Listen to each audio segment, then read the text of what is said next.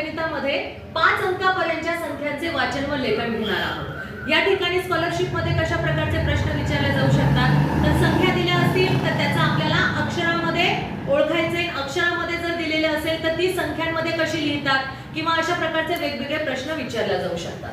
तर या ठिकाणी कशा प्रकारचा प्रश्न विचारलेला आहे, पुढील पैकी कोणत्या जोडीतील संख्येचे वाचन चुकीचे आहे, काय ओळखायचे आपल्याला, चुकीचं वाचन ओळखायचे। मग आता इथे बघा ही संख्या 13,508, 13,508 इथे बरोबर लिहिले का, 13,508 बरोबर आहे, ओके।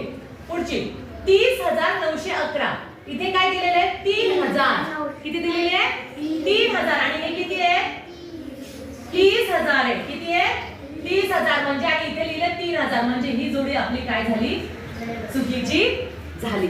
मग तेवढं चुकीचं करायचं आणि पुढे चालायचं। पुढचा प्रश्न कसा असू शकतो, ही संख्या वाचायची 19,219, 19,219 या संख्येची लगतची पुढची संख्या। मग पुढची संख्या आपण कशी तयार करतो, शेवटचे 2 अंक घेतो, शेवटचे 2 अंक घेतो। 19,219 च्या पुढची संख्या कोणती आहे, 220। मग बघा बरं 220 कोणत्या पर्यायामध्ये लिहिलेले आहेत, पर्याय क्रमांक 4, 19,220 म्हणजे किती नंबरचा पर्याय येईल आपला, 4 नंबरचा। बाकीचे सगळे काय आहेत, चुकीचे आहेत।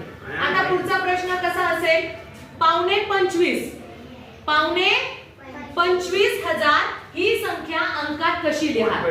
मग 25,000 कसे असणार, तर तुम्हाला माहिती आहे 25, 50 आणि पावणेच्या ह्याच्यामध्ये कोणती संख्या आहे ती 75। मग बघा बरं 75 असलेला कोणता अंक आहे, हा एक आहे आणि हा एक पर्याय आहे, परंतु 25,000 विचारले त्याच्या मागची संख्या, 25 च्या मागे कोण येतं, 24 म्हणजे पर्याय क्रमांक किती, 3 नंबर। समजलं।